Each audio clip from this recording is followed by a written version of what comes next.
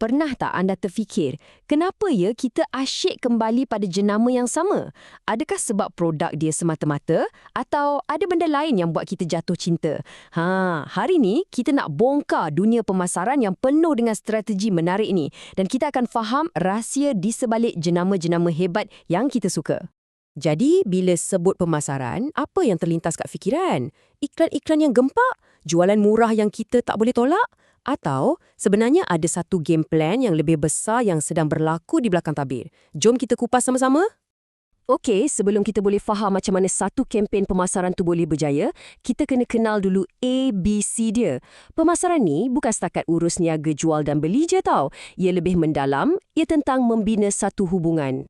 Mana-mana aktiviti pemasaran, semuanya berlaku dalam satu arena yang kita panggil pasar. Tak kisahlah pasar malam kat kawasan rumah kita ataupun pasar digital macam Lazada dan Shopee. Di sinilah kehendak kita bertemu dengan penyelesaian yang ditawarkan. Kalau nak diikutkan, teras pemasaran ni mudah je. Ia tentang mencipta nilai, bukan pasal nak tipu orang beli barang, tapi tentang betul-betul faham apa yang orang perlukan dan kita tawarkan solusi yang terbaik untuk mereka. Kan, selalunya kita ingat pemasaran tu samalah dengan jualan. Tapi, cuba tengok senarai ni, jualan tu hanyalah sebahagian kecil je daripada keseluruhan proses. Di sebaliknya, ada macam-macam lagi kerja, dari penyelidikan, inovasi, sampailah ke perancangan yang teliti. Jadi, apa agaknya bahan rahsia dalam resepi pemasaran ni? Sebenarnya ada 5 elemen teras yang kalau digabungkan dengan betul, boleh ubah satu produk biasa menjadi satu jenama yang diminati ramai. Macam ni, kita semua perlukan makanan untuk hidup kan? Itu kita panggil keperluan. Tapi, bila kita teringin nak makan nasi lemak sambal sotong petai untuk sarapan, yang itu dah jadi kehendak. Pemasar yang hebat, dia tahu macam mana nak pancing kehendak kita ni. Cuba kita fikirkan pasal Apple. Mereka faham keperluan kita untuk gadget yang ringkas dan nampak premium. Lepas tu mereka cipta produk yang beri kita nilai yang kita cari dan akhirnya mereka berjaya bina satu komuniti peminat yang sangat setia.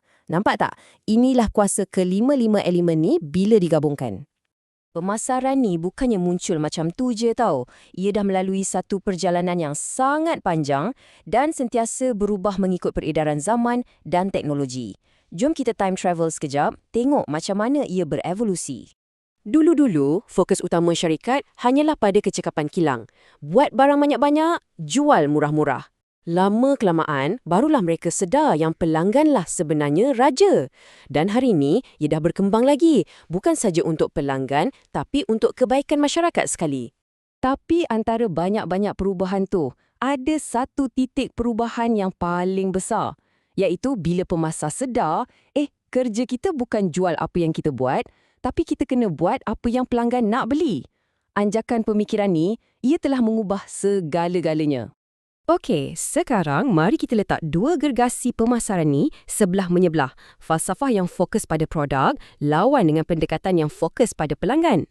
Cuba bayangkan macam ni, konsep jualan tu macam juru jual kereta terpakai yang asyik paksa kita beli kereta yang dia ada, tak kira kita perlu ke tak. Konsep pemasaran pula macam seorang konsultan. Dia tanya dulu, "Tuan-puan, cari kereta untuk apa ya? Keluarga besar ke?" Nampak tak beza dia? Sangat ketara. Jadi, pada akhirnya, soalannya mudah je. Kita ni nak berkhidmat untuk syarikat kita atau kita nak berkhidmat untuk pelanggan kita? Sejarah dah banyak kali buktikan, pilihan yang kedualah jalan menuju kejayaan jangka panjang. Dalam dunia sekarang ni, kita sebagai pengguna pun dah makin bijak.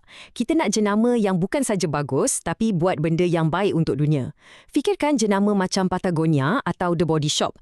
Mereka berjaya bina bisnes yang seimbang antara keuntungan, manusia dan juga planet kita.